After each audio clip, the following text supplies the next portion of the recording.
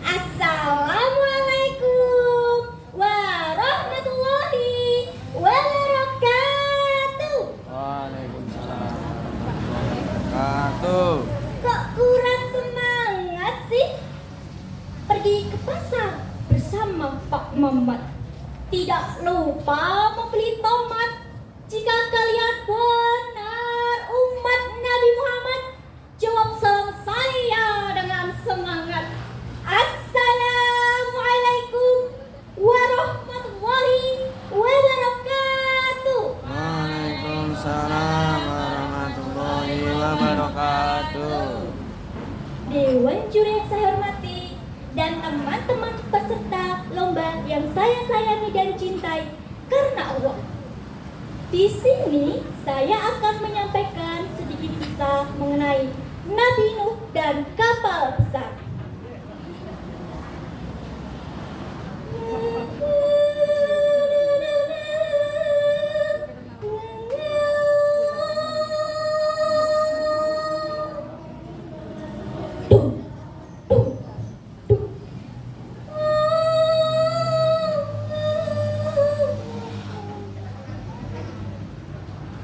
Di negeri Armenia, orang-orangnya terkenal atau ahli dalam membuat patung.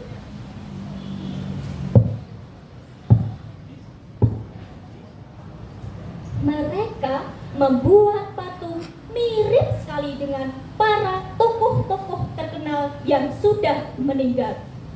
Dalam mengagumi tokoh-tokoh tersebut, mereka sangat berlebihan. Nah, kesempatan inilah yang digunakan oleh iblis untuk mempengaruhi pikiran mereka. Sekarang, hormatilah patung-patung itu. Muliakanlah mereka.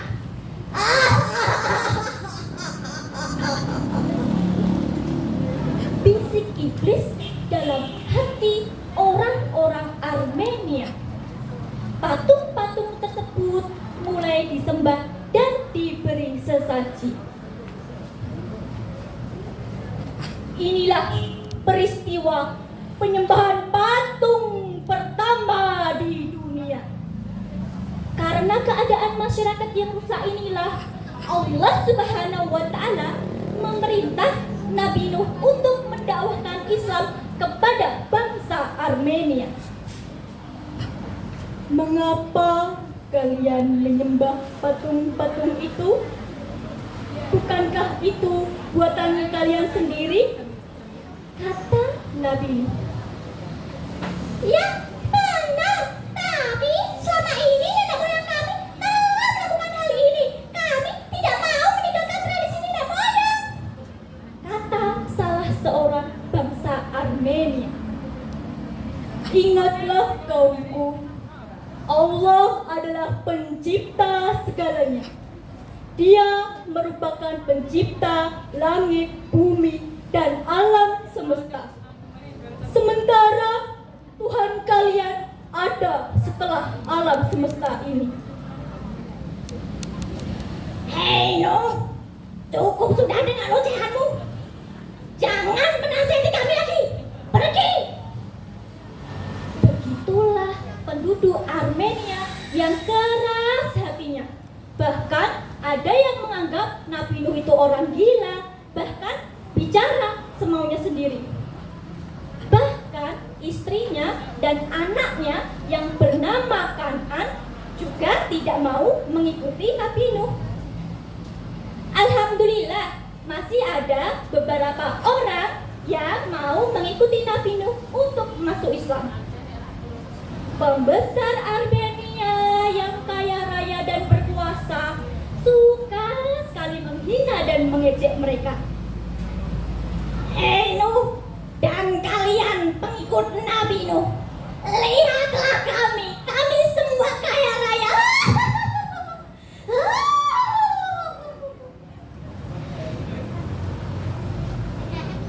Bukan seperti kalian yang miskin. Dengan sabar, Nabi Nuh terus mendakwahkan Islam. Tetapi bangsa Armenia semakin menjadi-jadi. mereka mengusir Nabi Nuh dan pengikutnya dari Armenia. Sekarang Nuh dan kau pengikut Nabi Nuh pergi dari Armenia. Kalian tak pantas di sini. Lalu Nabi Nuh berdoa kepada Allah Subhanahu wa taala.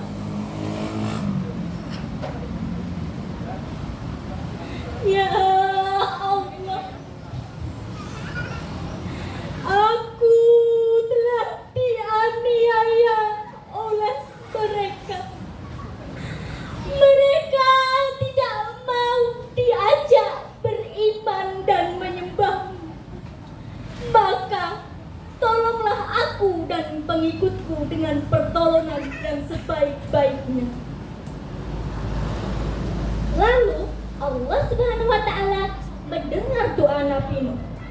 Allah memerintahkan Jibril untuk menurunkan biji tanaman dari surga.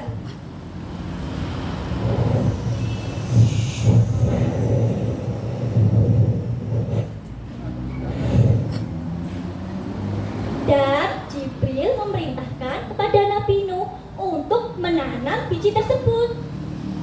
Setelah beberapa tahun, biji tersebut tumbuh menjadi pohon yang sangat besar.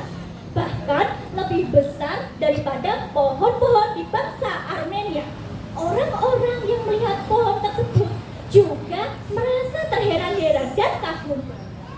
Wow, amazing! Luar biasa sekali pohon ini. Iya ya, luar biasa. Oh, luar biasa. Wow, amazing. Setelah beberapa tahun, Jibril kembali turun dan memerintahkan Nabi Nuh untuk membuat kapal dari pohon tersebut. Lalu pengikut Nabi Nuh merasa kebingungan karena apa? Mereka tidak pernah melihat kapal. Hah? Kapal? Apa yang kapal itu? Iya, aku tidak tahu apa itu kapal.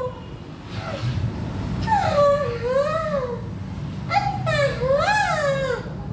Lalu Nabi Nuh berkata, tenanglah, Allah akan memberikan petunjuk kepada kita. Bangsa Armenia yang melihat penampakan tersebut merasa terheran-heran. Lihatlah orang-orang yang dulu itu sedang membuat apa?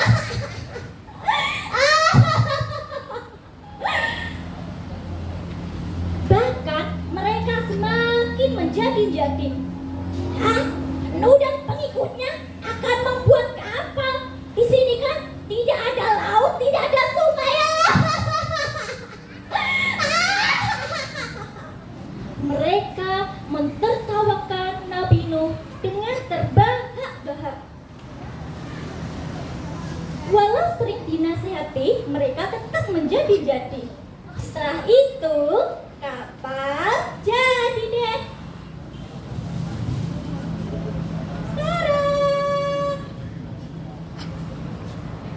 Allah Subhanahu wa taala memerintahkan Nabi Nuh untuk memasukkan binatang sepasang betina dan jantan.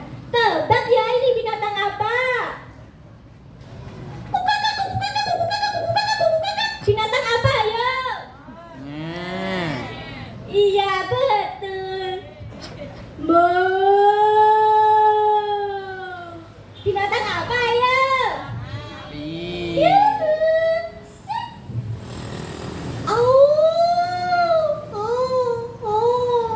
Binatang apa nih, ayo?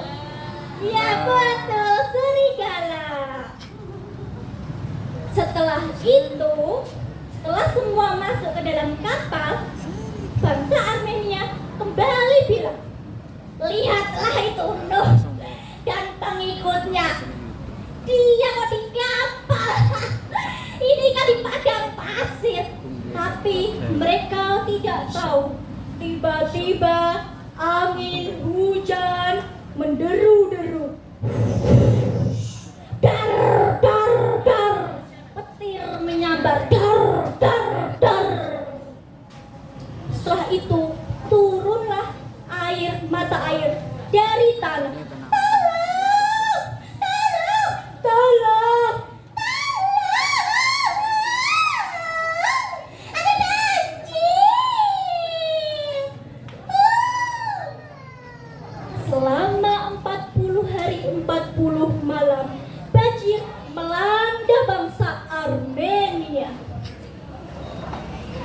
bahkan menenggelamkan rumah-rumah dan bukit-bukit. Nabi Nuh yang melihat putranya yang bernama Kan'an melihat bahwa Kan'an berada di dataran tinggi. Kan'an anakku, ikutlah bapakmu naik ke kapal ini, Kan'an. Janganlah kau ingkar kepada Allah. Lalu Kan'an dengan sombong menjawab, aku tidak mau. Aku akan naik ke dataran yang lebih tinggi. Dengan perasaan sedih, Nabi Nuh melihat putra kesayangannya tenggelam dan tertelan oleh banjir.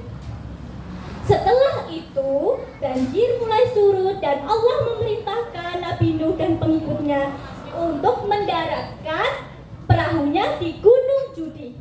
Nah, tahu tidak adik-adik dan teman-teman bahwa Nabi Nuh itu mendakwahkan Islam selama 950 tahun loh. Nah, nanti setelah Ustazah sudah bercerita, kalian bisa membuat kapal seperti ini ya, untuk mengingat cerita Nabi Nuh. Adapun pesan dari cerita ini yaitu apabila kalian berbuat baik, pasti nasib kalian akan baik.